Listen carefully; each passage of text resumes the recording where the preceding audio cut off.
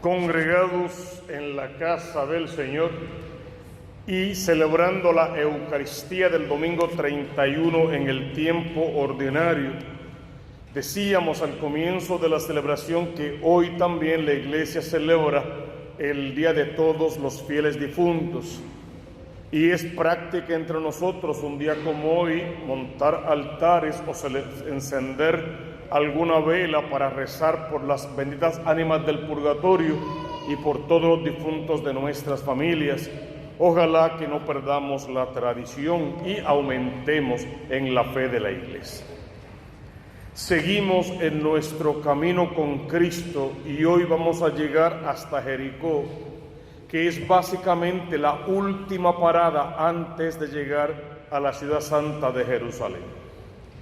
La liturgia de la palabra de hoy tiene como propósito que podamos descubrir al Cristo Salvador, al Cristo Dios y hombre verdadero, Hijo de Dios vivo, Salvador, Redentor de todas las almas.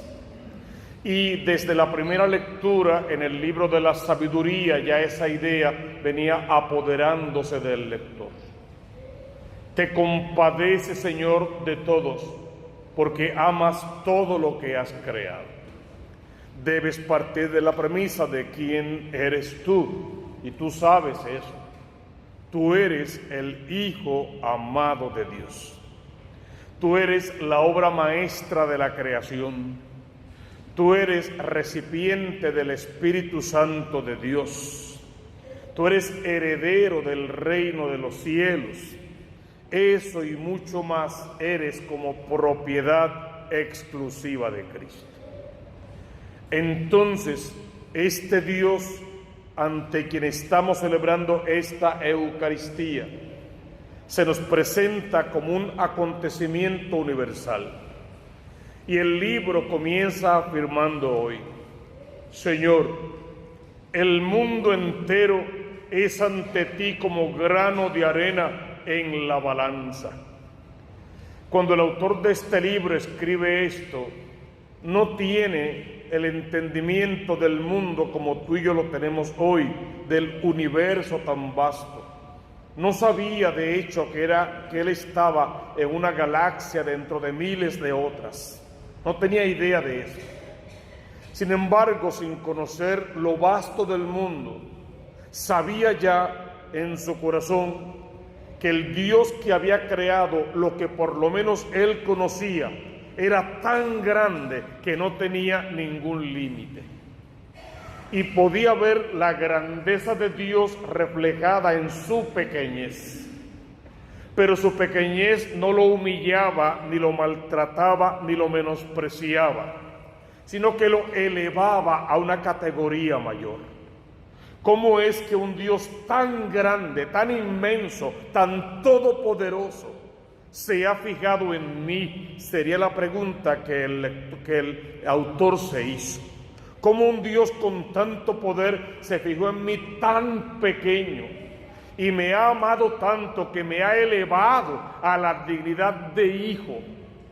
Después Jesús va a decir una frase muy hermosa que siempre repetimos: yo no te llamo siervo, yo te llamo amigo.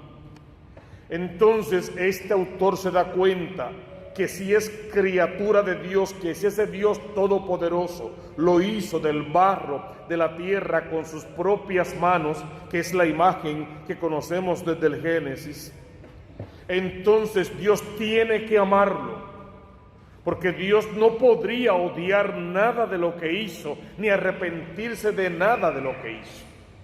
Tienes que partir en esta hora santa de la premisa de que tú no eres un error ni una equivocación. Tú eres hechura de las manos de Dios, Hijo amado de Dios y dueño de todas las promesas que aparecen en las Sagradas Escrituras. Entonces el autor de esta primera lectura viene como a preguntarse, y en fin de cuentas, ¿de dónde sale tanta sabiduría? ¿Quién le da el sentido, el verdadero sentido a la vida? ¿Y para qué nos sirve esta vida que nos ha tocado vivir? Todo eso queda en el tintero para que cuando veamos el Evangelio de hoy podamos responder esas preguntas. Como criatura, ante la majestad y ante la grandeza de Dios, solo me queda repetir con el salmista: bendeciré tu nombre por siempre jamás, Dios mío, mi Rey. Y en la segunda estrofa, que decía: el Señor es clemente y misericordioso, lento a la cólera, rico en piedad. El Señor es bueno con todos, es cariñoso con todas sus criaturas. El autor del Salmo podía y había experimentado seguramente en su historia el grande amor de Dios. Sabía que ese Dios merece toda alabanza porque tiene todo poder, y ese Dios a quien se le da la alabanza con sincero corazón sabe retribuir en misericordia infinita. Entonces lo que te compete a ti es mantenerte siempre en la presencia del Señor, mantenerte siempre allí al borde de la acequia, como diría el Salmo número 1, donde el árbol puede crecer firme y fuerte, donde su follaje siempre va a ser verde y donde sus frutos siempre estarán en su sazón. El mundo tiene un montón de ofertas para ti y algunas parecen atractivas y hasta buenas. Y entre esas ofertas se te va a presentar la opción de dejar a Dios. Y se deja a Dios de más de una manera. Se deja a Dios dejando la iglesia verdadera, apartándose de la verdadera fe, rompiendo la intimidad con Dios en la vida sacramental y buscando y sirviendo dioses falsos y escuchando a falsos profetas. Por eso el salmista te va a pedir, te va a suplicar desde el primer verso: te ensalzaré, Dios mío, mi Rey, bendeciré tu nombre por siempre jamás. Día tras día te bendeciré y alabaré tu nombre por siempre jamás. No canjees tu salvación por ninguna experiencia pasajera de este mundo, por ninguna invitación de nadie que no venga en nombre del Señor. Y no olvides de que mucha de la gente con la que nos encontramos en el camino, sin que nos demos cuenta, e incluso tal vez sin que ellos mismos se den cuenta, por lo equivocados que viven, por lo mal formados que están, vienen el nombre del agazapado, del escondido, del mentiroso, del que daña corazones, del que sí tiene poder para apartarnos de Dios cuando nos dejamos engañar por Él y soltamos la mano de aquel que tiene para ti y para mí promesa de salvación.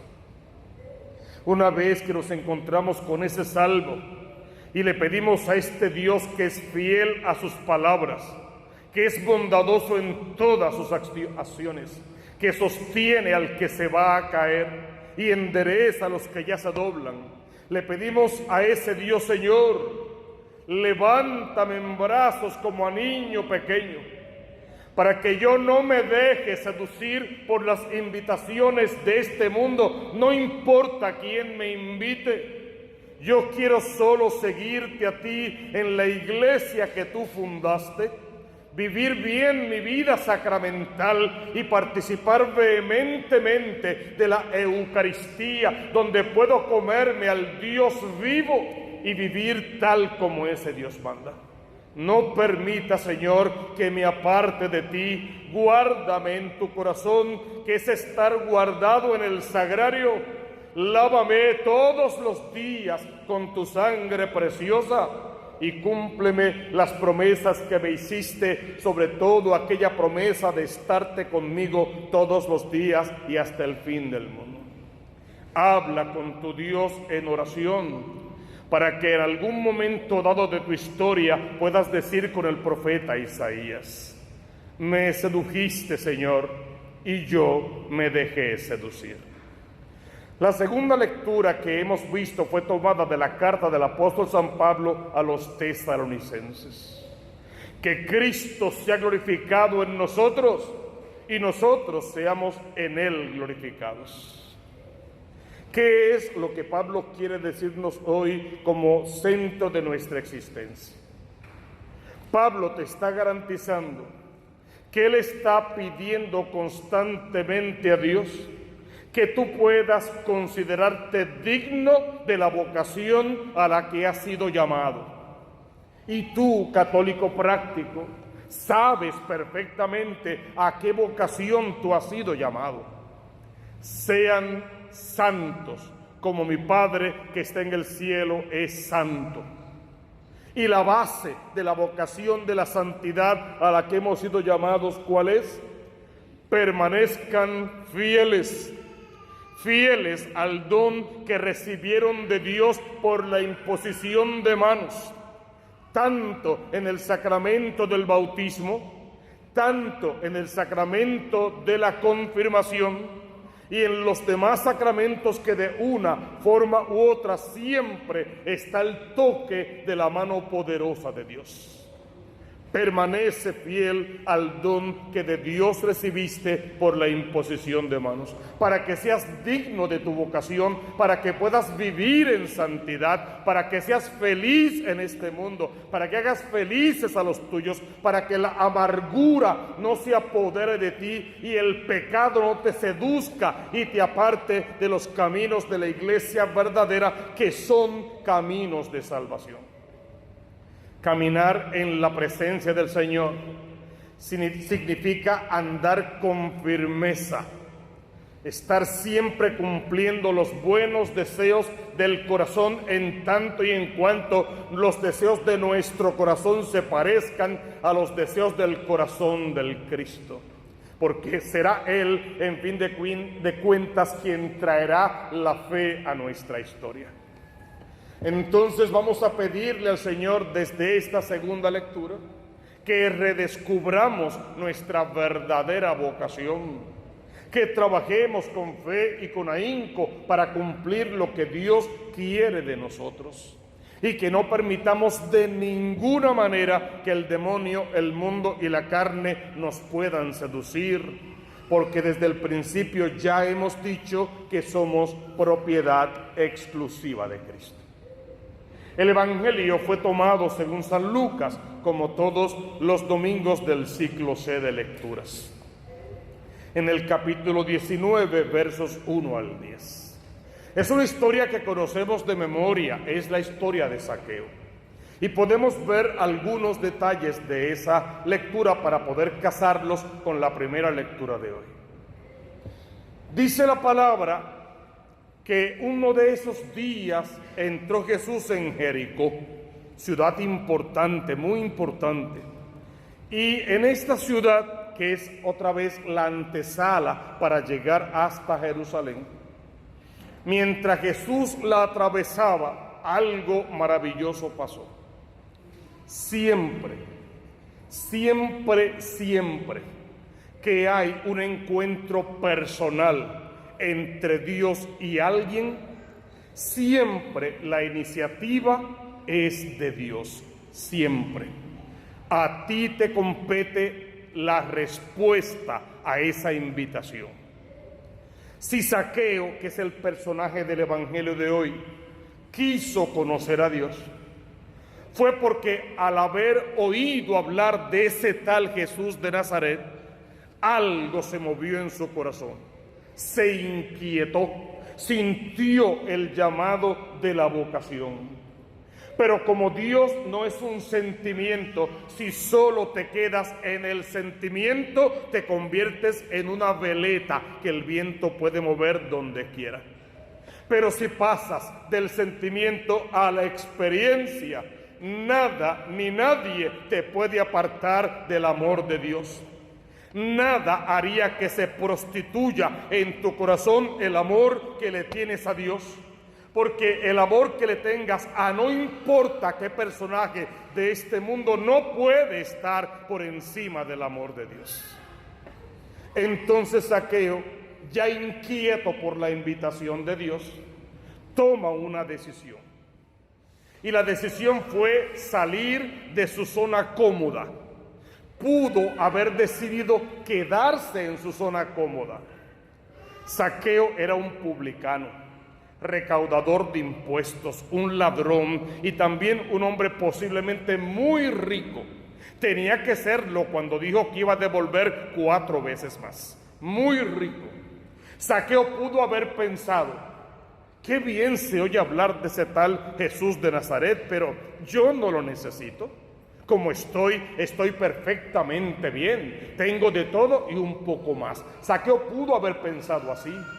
Sin embargo, ante la inquietud de parte del Espíritu Santo de Dios, Zaqueo se dejó inquietar y salió de su zona cómoda.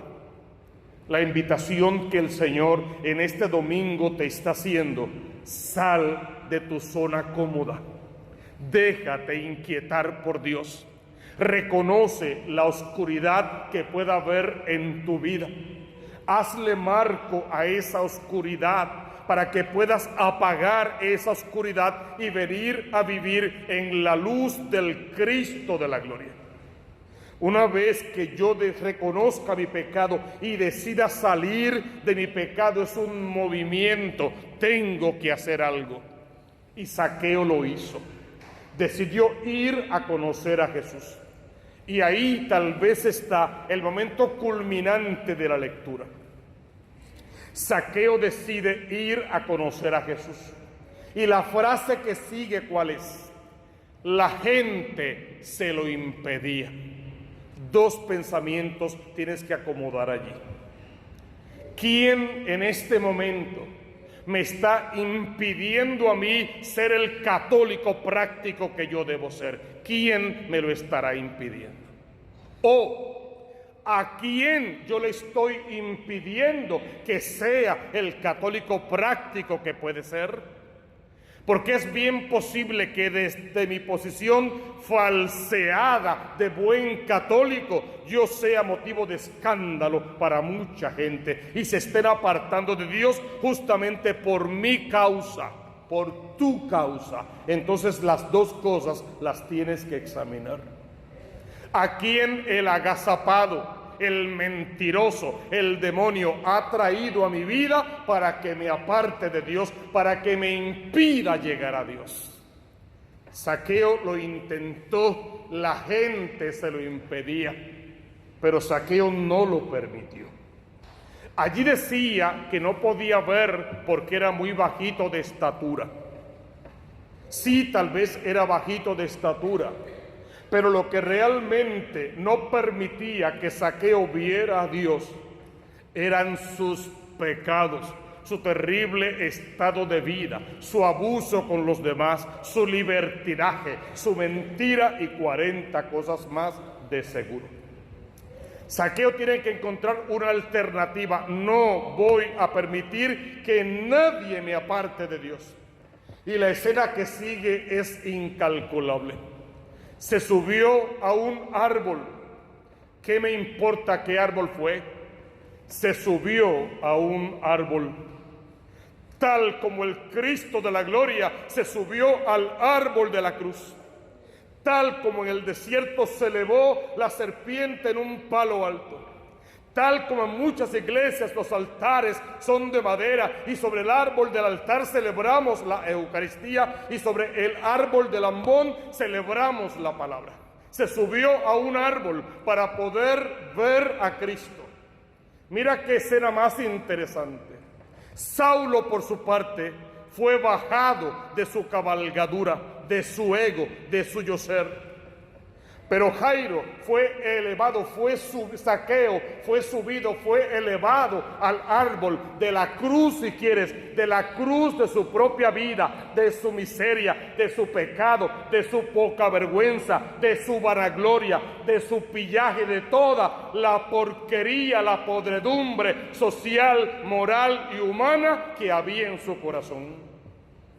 Y cuando se crucificó en el árbol, cuando hizo el ridículo, si quieres, cuando se humilló, el jefe de los publicanos encaramado en un árbol para ver a Jesús, cuando seguramente muchos al verlo se rieron de él, Jesús al pasar y verlo lo amó tocó de manera tal que casi le digo: sé que eres un miserable pecador, no veo tu pecado, porque yo amo tu corazón y vine para que tengas vida y vida en abundancia. Vine para salvarte. Lo mismo, exactamente lo mismo, es lo que Jesús hoy y ahora quiere decirte a ti y quiere decirme a mí. Yo conozco tu pecado, yo sé de tu miseria, yo sé de tus mentiras y de tu doble vida. Conozco tu infidelidad y tus borracheras y tus vicios. Conozco la pornografía de tu vida y todo lo que haces que está sucio y cochino. Y yo veo como con tus manos sucias levantas a tus hijos y nietos en brazos y los ensucias y los acochinas también. Yo sé de tu miseria, pero te amo. Estoy disponible para dar la vida por ti. Quiero salvarte, quiero rescatarte de mí mismo. Solo bájate de tu egoísmo, de tu mentira, de tu pecado y ven y súbete conmigo al verdadero árbol, al árbol de la cruz, para que mueras al hombre viejo y conmigo puedas resucitar en el último día. Zaqueo no permitió que nadie le impidiera llegar a Dios. Y una vez que llegó a Dios, abrió su corazón, abrió su casa, reparó su falta, no le dio alojamiento a Jesús en su casa, dejó que Jesús se alojara en su vida, y por mucho eso es más.